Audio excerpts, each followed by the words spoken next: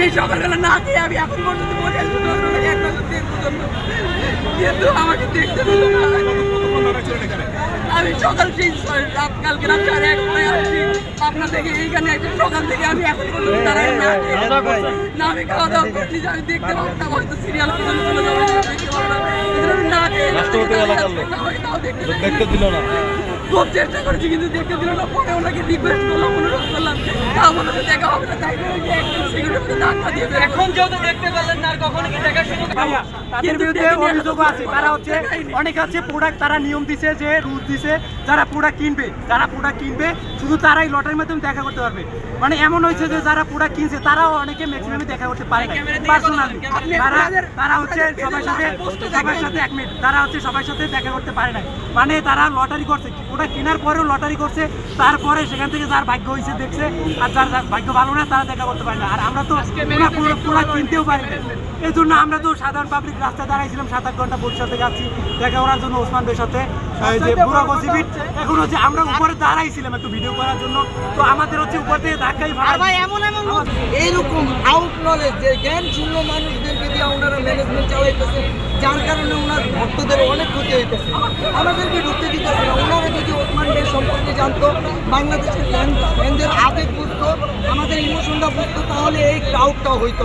তারপরে উনি লাফতে করে ফেলা দিয়ে বলতেছে না আপনারা জানার পরে দেখা হয়ে গেছে, অথচ আমরা কিছু কিন্তু আমাদের কাছে আসছিল, ওনার কোনো দোষ নেই, টাইম ছিল আমাদের কাছে, কিন্তু ওনারা আমাদেরকে দেখতে চাইনি, যেমন খুশি তেমন ব্যবহার করছে। কেন সকালবেলা থেকে বললো যে আমরা দেখার ব্যবস্থা, তারপরে মিথ্যা কথা বললো, দেখতে তো দিল না, আবার পরে আমাদেরকে মারলো। এটা কি ঠিক করলো? ওনারা মার খাইছেন? হ্যাঁ, মারও খাইছি। ওনারা বলছে সিঙ্গারের পণ্য কিনলে দেখতে দেবে, পণ্য কিনছি, অনলাইন অর্ডার দিছি, সব জায়গায় করছি। তারপর আবার এখানে দেখি যারা এসি কিনছে, একজন ডাক্তার উনি বললো আমি এসি কিনছি জন্য আমাকে দেখতে দিচ্ছে, কালকে এসি কিনে কোনো লটারি নেই উনি দেখতে দিচ্ছে। তাহলে এটা কি, এটা কোন ধরনের জালিয়াতি? এটা রীতিমতো ওনাদের সাথে ওনারা আমাদের অন্যায় করছে। সিঙ্গারকে কি বলবেন? সিঙ্গার তো এটা সম্পূর্ণ একটা পাতানো পাত। এই যে প্রিয় ভীমকে দেখতে আসলেন, আবার এসে মার খাইলেন ভীমের সামনে, কেমন লাগছে এখন আপনার? ভীমের তো কোনো দোষ নাই, সব দোষ তো ওদের। ভীম তো আমাদের টাকা করতে গেছিল, ভীম আসছিল এখানে, হাত পর্যন্ত বাড়াই দিচ্ছে, আমরা তো সর্বোচ্চ চেষ্টা করছি, ভীমও চেষ্টা করছি, ভীম ওইখানে দাঁড়াই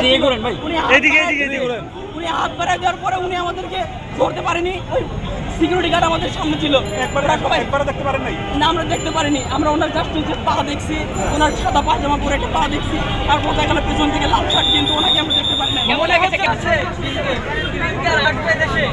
এটা তো জানি না, এত সুন্দর একটা সুযোগ পেয়েও তো পেলাম না, আর কি আমাদের কি আর সম্ভব ওই দেশে গিয়ে দেখা? এত বড় একটা সুযোগ পেয়ে যাচ্ছি, হারিয়ে ফেললাম।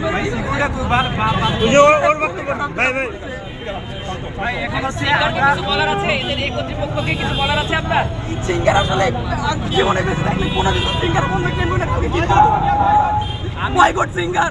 এরকম কোম্পানির কোনো অধিকার নেই আমাদের দেশে থাকার, এই বিদেশি কোম্পানির কোনো অধিকার নেই। বয়কট সিঙ্গার, আসলে এটা ওনারা খুব খারাপ করলো, এটা খুবই খারাপ করলো। ওনারা তো চেয়েছিল আপনাদের সাথে দেখা করিয়ে দিতে, ব্যবস্থাপনার সমস্যা ছিল কিনা? অবশ্যই ব্যবস্থাপনার সমস্যা ছিল। ওনারা এইখান থেকেও বলছে যে হ্যাঁ আপনারা এই গাড়ি জাম চলে আসে, আজকে যদি ম্যানেজমেন্টটা এখানে না করে যে গুলশানে কোনো একটা পার্টি করতো, আমরা সবাই শান্তি মতো দেখতে পারতাম। ঠিক আছে, আমরা দেখি যে অন্যান্য দেশের নায়করা যেখানে যায় আমরা দেখি এভাবে স্টেজ করে ভাই, কিন্তু এখানে এরকম কোনো ম্যানেজমেন্ট করে নেই, অনেক খারাপ ম্যানেজমেন্ট হয়েছে। আমরা বয়কটের ডাক দিই। এখন তারা বলতেছে যে আপনারা দেখতে আসছেন কেন? একজন বললো যে আপনারা দেখতে আসছেন কেন, আপনাদের ইনভাইট করা হয়েছে, আপনারা আসছেন কেন? এখন এটা তো রং কথা। আমরা এত বড় একজন অভিনেতা, তারে তো আমরা দেখতে আসবো, আমরা তো সবারই দেখতে আসি না। মানে ইসলামিক একটা নাটক করে তারে আমরা ভালোবাসি। ওনাদের পোস্টটা দেখেন, ওনারা বলছে যে এই